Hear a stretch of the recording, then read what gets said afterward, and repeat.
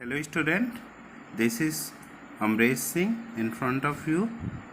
Today I will explain an important question of class 11th, the chapter motion in a straight line. This is question only of the topic average velocity. Okay, so now we are going to explain the question.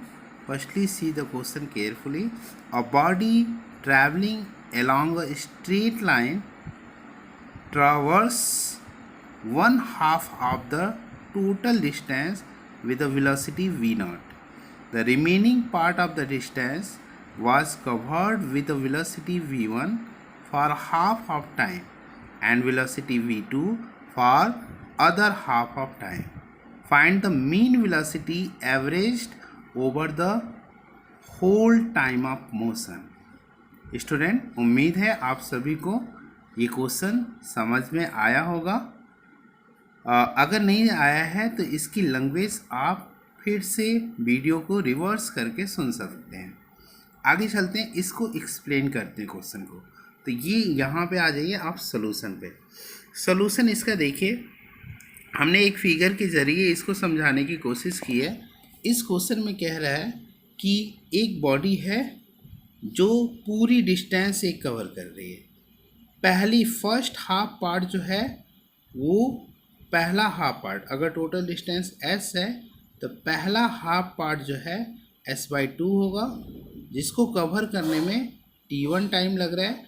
और ये जो पहला part cover कर रही है ये velocity v1 लग रहा है।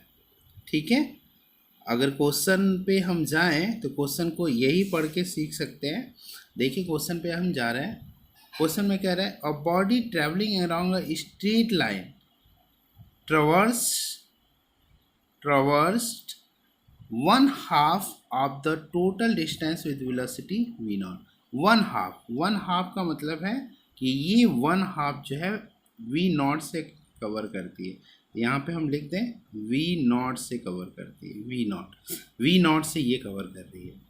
तो और आगे कह रहा है रिमेनिंग पार्ट, यहाँ कह दीजिए the remaining part of the distance was covered with the velocity v2 for half of the time and with velocity v2 of for the half other half of the time. Sorry, ये velocity v1 है और ये v2 है half of time के लिए। मतलब एक time हम मान लेते हैं यहाँ पे कि हाफ डिस्टेंस जो रिमेनिंग पार्ट है, रिमेनिंग पार्ट कितना बचा, सेकेंड हाफ बचा। सेकेंड हाफ में जो हाफ टाइम है, मान लेते हैं 2 टाइम लगा, 2t टाइम लगा, तो 2t टाइम में t टाइम तक वो v1 वेलोसिटी से चला है और अगले t टाइम तक वो v1 वेलोसिटी से चला है।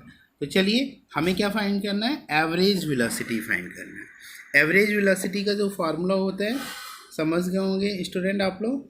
Average velocity equal to total displacement upon total time होता है। ये फंडामेंटल है, बेसिक फार्मूला है, इसको आपको याद रखना चाहिए। अगर हम बात करें सिंबल में, वी वार इक्वल टू पहली हाफ डिस्प्लेसमेंट कितना है, s/2 है, दूसरी हाफ s/2 है, तो टोटल डिस्प्लेसमेंट हो गया। और टोटल टाइम पहले में हमने t1 माना है और दूसरे में 2t माना है, तो ये टोटल टाइम आपका हो गया। यहाँ पे अगर आ जाइए तो हमने इस दोनों हाफ को यहाँ पे समझाया हुआ है।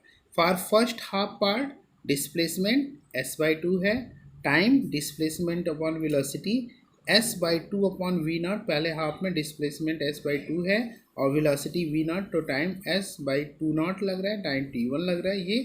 और दूसरे में अगर हम बात करें तो second half part displacement s/2 है और टाइम यहाँ पे ध्यान दीजिए डिस्प्लेसमेंट s/2 कवर कर रहा है और ये डिस्प्लेसमेंट v1 वेलोसिटी से t टाइम तक चल रहा है, तो v1 t1 डिस्प्लेसमेंट हो जाएगा प्लस v2 t2 डिस्प्लेसमेंट का सम हो जाएगा। समझ रहे होंगे, displacement equal to velocity into time. तो v1 t1 से कुछ डिस्टेंस कवर करेगा, फिर v2 t2 से कुछ डिस्टेंस कवर करेगा। यहाँ दोनों डिस्टेंस का सम करेंगे तो हमें इक्वल टू s/2 मिलेगा, नेक्स्ट हाफ डिस्प्लेसमेंट के बराबर होगा। Motion in a straight line में डिस्टेंस डिस्प्लेसमेंट के बराबर होता है, तो आपको कन्फ्यूज़न नहीं होना चाहिए। यहाँ से t कॉमन लेके सॉल्व करिए तो t equal to 3। Putting the value of t T1 and S/2 here. Okay, तो यहाँ रखिए और इसको ये देखिए S/2V0 हो जाएगा प्लस 2S/2V1 V2 हो जाएगा। यहाँ से S कॉमन ले लीजिए, कट हो जाएगा और यहाँ पे आप 2 से 2 कट जा रहा है, इसको एलसीएम लेके सॉल्व करिए, V बार इक्वल टू ये हो जा रहा है। इस तरह से ये चैप्टर का ये क्वेश्चन आपको अच्छे से उम्मीद है समझ में आया होगा। Thank you so much for joining.